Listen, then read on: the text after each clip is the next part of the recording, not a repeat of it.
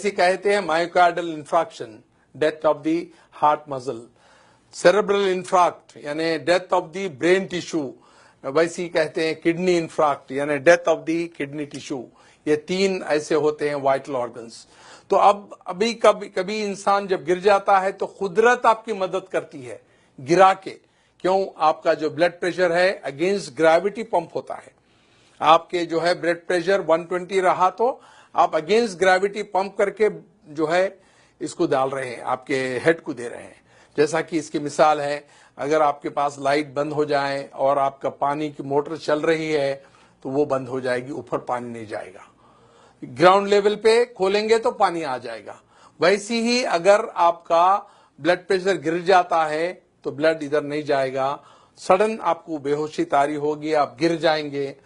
तो कुदरत आपको रेस्टोर करती है आपके वाइटल ऑर्गन्स को लिटा के। हम अपने नातजुर्बेकारी से, हमारी जो है इलिटरेसी से या कम इल्मी से हम उसको उठा के बिठाते हैं, जिससे डैमेज करते हैं। तो हम करना क्या चाहिए? Very good. क्या करना चाहिए? आप कह रहे हैं कि ये दोनों पैर ऊपर उठाने के लिए कह रहे हैं। इससे क्या होगा? इससे ये होगा कि जो ब्लड 2.5 लीटर्स इनके लोअर पार्ट में हैं वो वाइटल ऑर्गन्स में जाएगा और ये 2 मिनट के अंदर उठ के बैठ जाएंगे।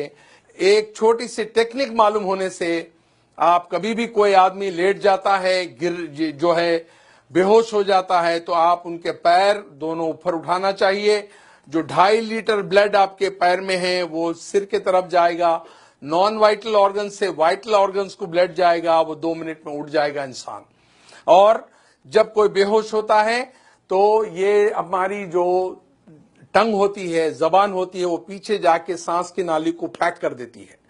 तो करना क्या चाहिए? जब कोई लेट जाता है, बेहोश होता है, तो उसकी मुंडी जो है, गर्दन जो है, एक तरफ पे पलटाना चाहिए ताकि आपका एयरवे रेस्टोर हो जाए।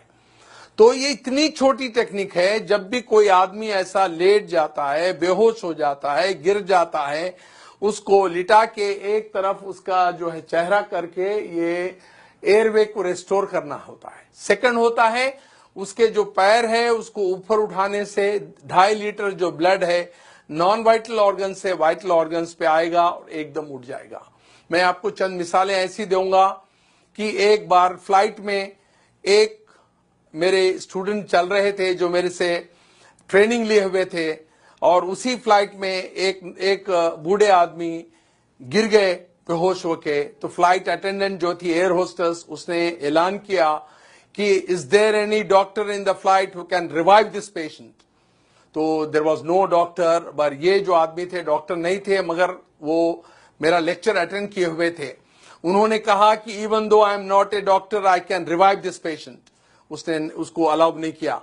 जब उनकी हालत बहुत खराब हो रही थी तब उन्होंने चीख के कहा still I can do it.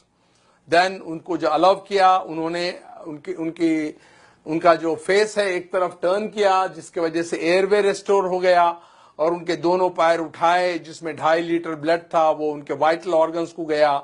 2 minute में वो आके वो पैसेंजर के बाजू बैठ गए। The whole flight gave it a big hand and a clap किए। और उनके रिलेटिव्स जब एयरपोर्ट पे उतरे तो दिस जेंटलमैन टोल्ड, ये बोले उन्होंने कि वे मेरे जो ट्रेनर है डॉक्टर रफीक साहब हैं। Then they called me from the airport, और वो कहे कि भाई हम आप 200-300 किलोमीटर ट्रैवल करके आएंगे, आपको गारलैंड करेंगे, आपको स्वीट्स देंगे। मैं कहा वो हमारे दोस्त को दे दीजिए आप, और मेरे को मिलने के बराबर है। और ऐसे कई वाकयात हुए हैं, ऐसे इंस्टेंसेस है जहां पर कई लोगों की जान जो है बचाई गई है। एक बार भयानक एक्सीडेंट हुआ रोड पे, हम लोग जा रहे थे और वो लोग जो है खून में लुत्फुत थे, यानी they were in the pool of blood unconscious. कोई टेलीफोन कर रहा है इमरजेंसी को, कोई डॉक्टर को बुला रहा है, कोई और तिब्बी इमदाद के लिए कह रहा है, और उसी टाइम पे हम वहां पर पहुंचे।